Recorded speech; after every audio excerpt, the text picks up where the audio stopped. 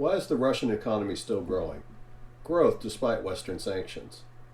The invasion of Ukraine led to the Western sanctions against Russia, which were promised to be the harshest sanctions to be implemented. The war is in its third year, and Russia appears to be stronger than ever and shows the willingness to continue the war for the foreseeable future. The supporters of sanctions should be asking why the efforts have failed to have the desired results and ruin the Russian economy, but in fact, its economy is growing at a faster rate than the G7 countries that have pressed so hard for the sanctions. There are obvious sanction loopholes that are being exploited, but is that the only reason why Russia appears to be growing militarily and economically, while the West is not able to keep pace with the war production and have GDP growth rates that are falling behind Russia? Has the West's sanctions regime and strategy to punish Russia for starting the war failed and have the opposite effects, or is the Russian economic and military resilience an illusion? The Russian-Ukraine war has shattered the Ukrainian economy, which would be expected considering large portions of the country, especially in the Donbass and north of Crimea, are occupied by Russia and no longer contribute to the Ukrainian economy. This is in addition to the bombing of targets inside Ukraine, throttling of Black Sea commerce, and the displacement of large portions of the population who are no longer contributing to their nation's economy. The first year of the war, the Ukrainian economy contracted by 30%. The second year of the economy saw a 5.7% annual growth compared to 2022, and the economy is expected to grow another 4% in 2024, but it won't be until the 2030s that the economy recovers to the 2021 levels, even with Western economic support that it is receiving in addition to military support. The Russian economy, by contrast, grew a mere 0.6% in 2022 as the Western sanctions impacted the Russian economy. But in 2023, it grew by 3.5% and is expected to be able to operate with growth for at least the next 2 to 3 years. The 2023 increase in GDP was largely credited to Russia's moving to a wartime production to support its war in Ukraine.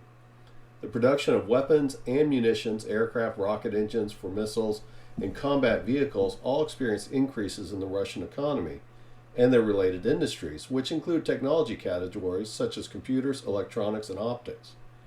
Sectors that have experienced decreases are mining, oil, and gas. These reductions in oil and gas extractions appear to be less about demand reduction, but Russia's commitment to follow OPEC Plus guidance to reduce oil production to keep the global price of oil elevated. How is the Russian economy able to grow despite Western sanctions against Russia? There are a number of theories that the conversion to a war economy has allowed Russia to make quick gains in defense-related sectors, but these year-over-year comps will not be expected to continue at this rate because the spending on the war has taken up the slack capacity in these industries that will be harder to comp in 2024. So growth is expected to slow in 2024 and growth is expected to slow in 2024 and after unless capacity is increased. There are also questions whether, due to the sanctions, if Russia will have the technology available to expand the capacity of their existing defense manufacturing base. Western economic analysis cites that many young and educated Russians have left the country due to the war, especially in the IT and other technology sectors, which will both have impact to future modernization and innovation in the economy. Basically, it is speculated that Russia is trading future growth to support the current growth in the economy. The West argues that Russian economy is demodernizing and becoming more reliant on being a commodity-based economy. The brain drain is a legitimate argument, but if the Russian economy is demodernizing, why is the computer and electronics and optics sector of the economy still growing? Western sanctions have focused on the technology sector and has cut off the supply of computer chips to Russia, which are needed for modern weapons, but these sectors that rely on these computer chips components is one of the fastest growing sectors of the Russian economy. The leaders of the G7 who met in Capri, Italy in mid-April are aware of this issue and are of the belief that China is helping Russia circumvent sanctions in these sectors.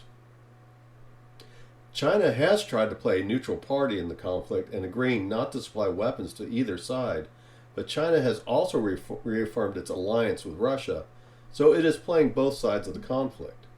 Ukraine, not wanting to upset China, has distanced itself from China's alignment with Russia and have not criticized it for their position. After the G7 summit, U.S. Secretary of State Antony Blinken will travel to Beijing and Shanghai, China, to discuss several issues with Chinese leadership, including China's support for Russia during the war. The State Department, in alignment with the G7, has accused China of supporting Russia, which is threatening European security.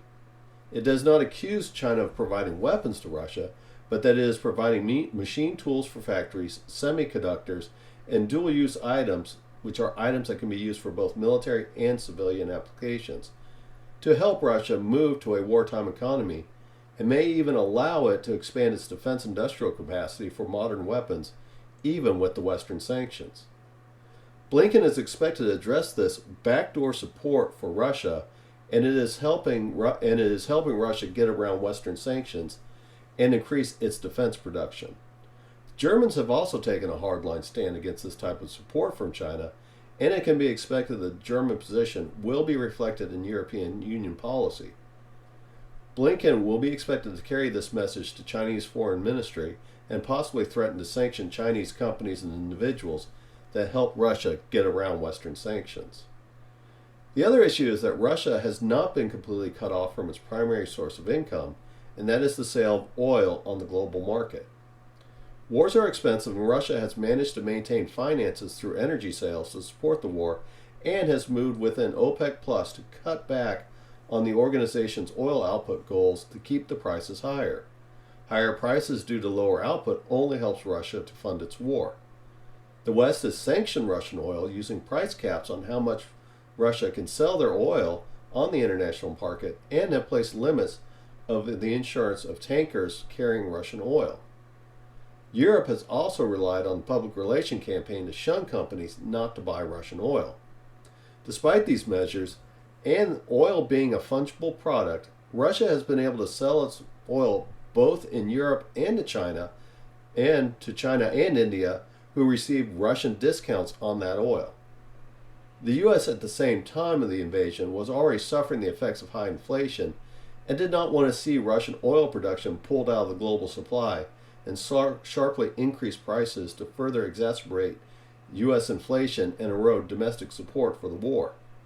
The European Union, being highly dependent on Russian energy, could not afford to be cut off from Russian oil and gas, so it relied on oil and gas from other sources outside of Russia to keep its energy dependent economies going.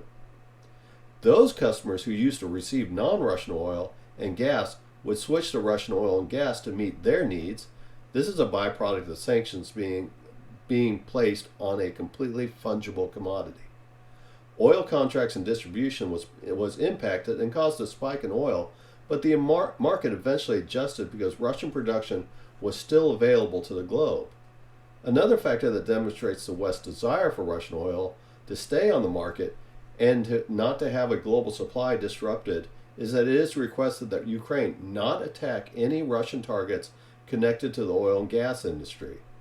This demonstrates that the West's energy sanctions were half-hearted and guaranteed that Russia would be able to fund its war in Ukraine. The West's sanctions against Russia were bound to fail because through its own decision not to be energy independent has left them vulnerable to the energy producing nations. Slow growth GDP and stubborn inflation in G7 countries meant that they had limited ability to weather the impact of cutting off Russia's main source of income. So Russia can still produce and sell its main source of income to fund its war, so it allows Russia to pay for items from Chinese companies to expand its war industries. It is true that Russia is trading its future growth by giving up progress in sectors that would help it diversify from a commodity-based economy. The Russian government is also becoming more involved in the economy to make it more of a command-based economy, which will eventually decrease efficiency and innovation in the Russian economy. However, for the next 3 years, the West's half-hearted measures ensure that Russia will stay in the war, and this is another reason to end this war.